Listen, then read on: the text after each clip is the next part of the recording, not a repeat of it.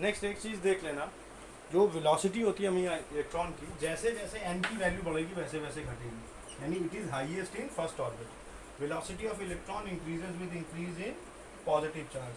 अगर हम बात करें तो Li2+ में हाईएस्ट होगी, उसके बाद He+ में, एंड देन फाइनली हाइड्रोजन के एक atom.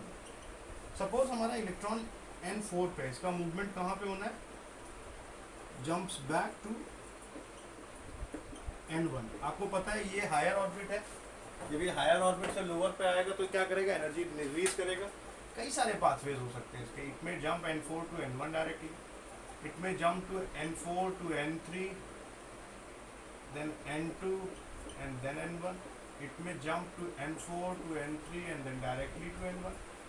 It may jump to n4 to n2 and then directly to n1। और कितने पाथवे निकल के आ रहे हैं यहाँ पे, 4 n4 टू n1 हो गया, n4 टू n3 हो गया, एंड देन n1 हो गया, n4 to n2 then n1 हो गया, और एक हमारा क्या हो गया, n4 to n3 then n2 then n1। तो there are different pathways electron can follow.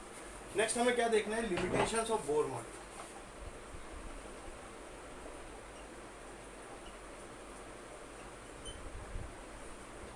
सबसे पहला लिमिटेशन क्या था, it was applicable to hydrogen और एलाइक एटम्स। जो उसके जैसे एटम्स थे, यानी Be2+ है, उस पर एप्लीकेबल है कि नहीं, आप सोच के बताना। Be2+ पे एप्लीकेबल नहीं है, Be3+ पे हो जाएगा।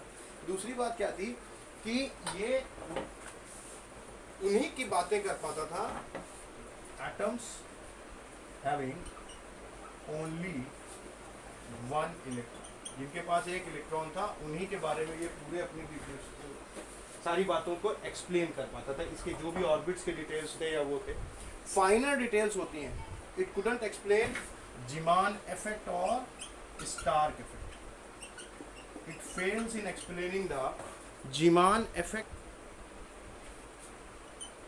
Stark effect. क्या होता था ये जीमान इफेक्ट और स्टार्क इफेक्ट? अगर हम बात करें तो जो स्पेक्ट्रम अभी हम देख रहे थे लाइमन बामर वाला, इसको अगर हम मैग्नेटिक फील्ड को दे दें तो वो स्प्लिट कर जाता था और फाइनल हो जाता था। यानी हम कह सकते हैं कि स्प्लिटिंग ऑफ स्पेक्ट्रल लाइंस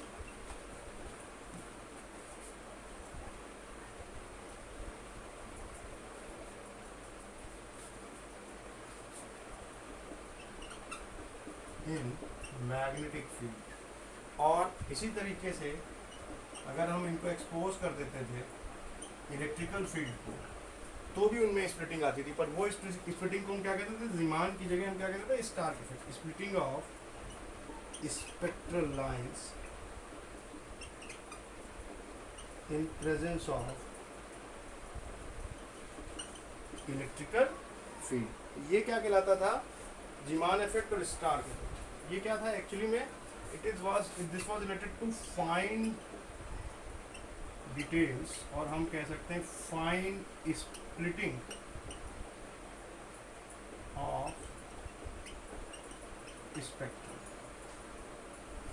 क्या वो और वेरिएशंस दिखा रहा है और कितनी एनर्जेटिक लाइंस दिखा रहा है, अगर हम उसको कोई एक्सटर्नल इलेक्ट्रिकल फील्ड या मैग्नेटिक फील्ड दे रहे हैं। इलेक्ट्रिकल फील्ड दे रहे हैं तो सिंपली हम उसको क्या कह देते हैं, स्टार्क इफेक्ट। मैग्नेटिक फील्ड के सामने एक्सपोज कर रहे हैं उसकी स्पेक्ट्रल लाइंस को, तो हम उसको क्या कह देते हैं, जीमान इफेक्ट। इसके अलावा वो किस में फेल होता था, हिजेनबर्ग अनसर्टेनिटी प्रिंसिपल। एक्चुअली में this was the most guiding principle, क्योंकि इसके बाद आप क्या देखोगे, what we will are going to discuss, that electron behave as particle as well as wave. Heisenberg क्या कहता था, किसी भी मूविंग चार्ज पार्टिकल का जिसका मास बहुत छोटा हो, उसकी एग्जैक्ट पोजीशन और लोकेशन हम सर्टेनिटी से नहीं बता सकते। This principle was product of x delta p is greater than और इक्वल टू h/4। यहाँ डेल्टा p हमारा क्या है, change in momentum.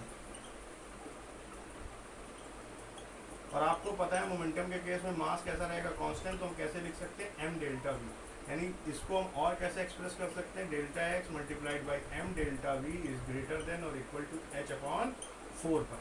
This was the expression for Heisenberg uncertainty principle and Bohr model was not able to explain this. यानी कि जब भी आप किसी छोटे पार्टिकल की जिसमें चार्ज कैरी कर रहा हो उसकी एग्जैक्ट पोजीशन और मोमेंटम एक्यूरेसी के साथ नहीं बता सकते. बॉन्डिंग के बारे में नहीं बता पाता था, couldn't explain bonding. तो ये सारे हमारे कैसे हो गए, हम कह सकते हैं these all are shortcomings of Bohr model. Then de Broglie ने अपना दिया था ड्यूअल नेचर, उसको हम लोग नेक्स्ट वीडियो में डिस्कस करते हैं.